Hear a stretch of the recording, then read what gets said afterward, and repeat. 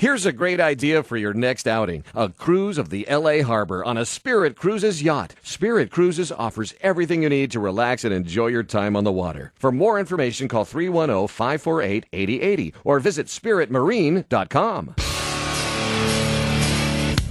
Time now for another Thrashpie Radio podcast. I am the aforementioned Thrashpie, your favorite guy. This is where I get to celebrate the pure rock years of Southern California's heavy metal flagship, KNAC-FM. Today, this podcast, we're talking to one of the favorite guys, other than me, of course, from the KNAC air staff. Dangerous Darren came down as a very, very young guy from up in Central California. And, these days, pretty much sporting that chrome dome shaved head thing. But in those days, hair down to the middle of the back, this kid was dedicated. I call him a kid. He was, of course, much younger than I was. I'd already done 8 or 9 years in radio by the time I'd gotten out here. But Darren was one of those guys who lived and breathed the music. So my question to him, as it is to most of the guys on the air staff and people who worked at the station in general, was, when and where and how, what's your story? How'd you get hooked up with KNAC? Yeah, I remember I was living in San Luis Obispo, so, it had been circulating about this station in Los Angeles that was just playing all the stuff that we loved and that no other radio station was playing, and, you couldn't believe it. I remember going down for an Iron Maiden concert. That was the first time that I heard it, and I couldn't wait to get in range as I was driving down until you can kind of get the station coming in, and once I heard it, man, you were just in awe. You just could not believe what was playing and what the jocks, and how they were talking, and it was just like, wow, that is home right there. That's cool. How did you get a job at KNAC? Let's see, how did it go? I was once I heard it was from that time. It was like, I got to get down there. I've got to be a part of this. So I was working at a small little top 40 station in San Luis Obispo and playing music, that I hated. And then you're going, so you just send it. You figure out what the address is, and I can't remember how because we didn't have the internet at that time. But trying to figure out that and sent it in, and that was it. Just kind of not really thinking anything of it, and then just a call out of the blue from Tom Marshall. He was like, we're interested in blah, blah, blah. And I drove down there and talked to Tom and then went home and just kind of went, okay, well, we'll see how that goes. And then got a call from him again probably a couple weeks later, and he says, you ready to come down? I mean, I freaked out. Could not believe it. And so that's how it started. And then I was doing overnights, midnight to 6. And, we didn't talk about money. Yeah. We didn't talk about it. I didn't either, no. It didn't matter. It just, I wanted to be there. I would have done it for free. That's how that group of us, the first 6 or 7 of us that came through there, that's exactly how it all was. Everybody wanted to be at that station. Yeah, you're talking about the presentation, going back to that for a second. The first time you hear that station, it was the stuff in between the music. The music was unbelievable in its own, but then the stuff in between the music with all the Ron Russ stuff, the imaging by it was just incredible. It was just, you just never heard the attitude of all of it. And then the jocks coming up, there was just so much attitude on that station. And original. It was original. That's what really got to me. So what was Tom like to work for? Did you like Tom?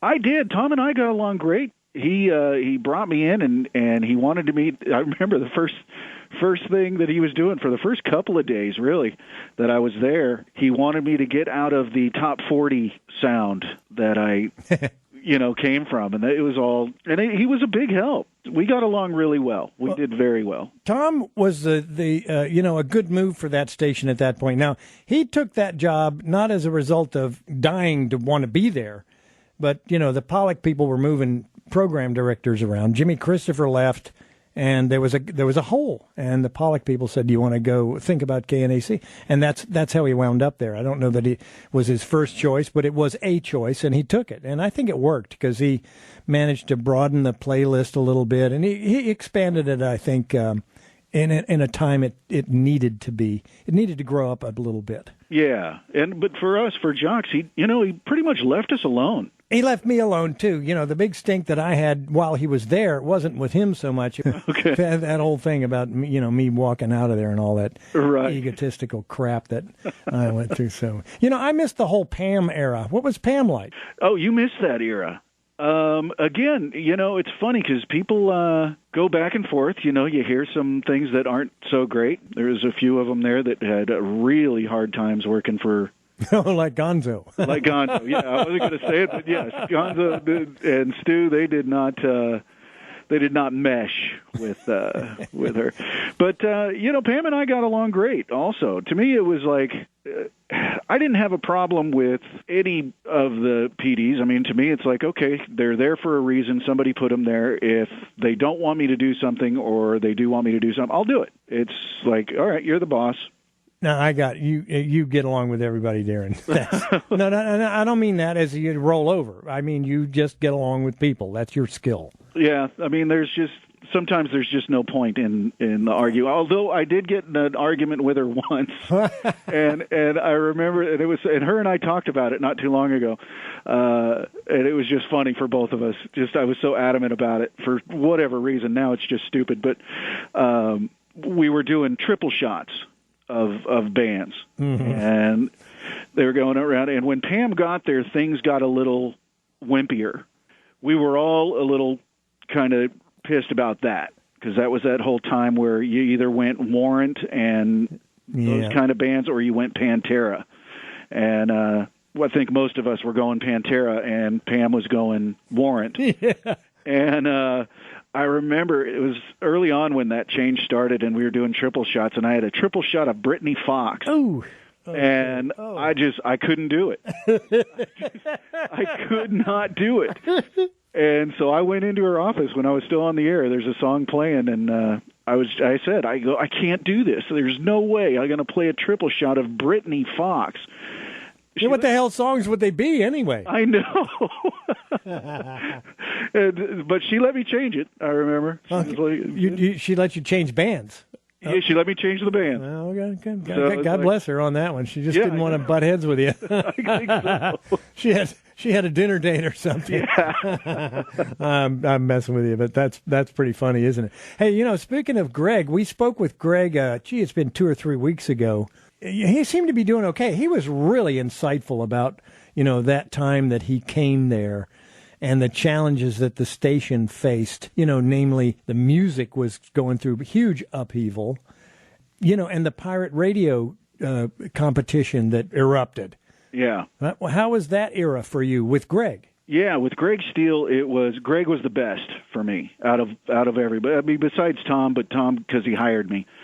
Greg, I thought, was fantastic. We just hit it off, and he's another guy that is pretty easy to get along with. But yeah, that whole era with Pirate was just so, I don't even know what the word is. You just wanted to kill them. Everybody at KNAC, you just wanted to bury them. And it was just a team against this station. I mean, everybody was just so... You hated even hearing the word pirate radio. I hate hearing the word today. I do. It's funny. It revolted me. I was only there for about 6 months. But right. Yeah. I had insight to the place, and so when I got back to KNAC, I was really hoping that Greg would, let me take the whole station guerrilla warfare against those fuckers, because I really couldn't stand it, and I just he had a different approach, obviously, and he was right. Ultimately, he was right, and I actually confessed that to him. Yeah, I agree. In hindsight, he had the right approach. I would have gone there and probably rubbed their nose in something, and they would have turned on us, and that could have been brutal because they had a hell of a lot of money. They had so much money. Yeah. The signal was so much better. Yeah. I mean, they could have really taken over, and they just didn't. They didn't, and I knew that they weren't organized enough from the inside. I knew what a mess they were. Their general manager's up there doing lines of coke on his desk, for God's sake. Right. So maybe I should have worked there. Yeah. And going back to Greg, Greg, because that started the whole Pearl Jam Nirvana era. Was with Greg. He was the first to play Pearl Jam, and again, all of us kind of revolted and said, what the hell are we playing this alternative music for? Even though you liked it, it was still going, man, this isn't right. And then Soundgarden came in and Alice in Chains came in, and then you're kind of going, man, this stuff's pretty good. Yeah. And so he called that one. Greg called that one. And he was absolutely right about that. That had to be dealt with. It had to be dealt with. Yeah. And, unless we were going to let K-Rock and Pirate own it, we had to have our little boat in the water with that stuff. We just did. And I think he handled it in, just right, and it was just enough, because it could have gotten out of control. It could have changed the entire format of the station. Yeah, totally. No, he did it right. Let's just look at what radio did then and what radio's doing now, and what overall effect, if any, do you think KNAC had on the industry?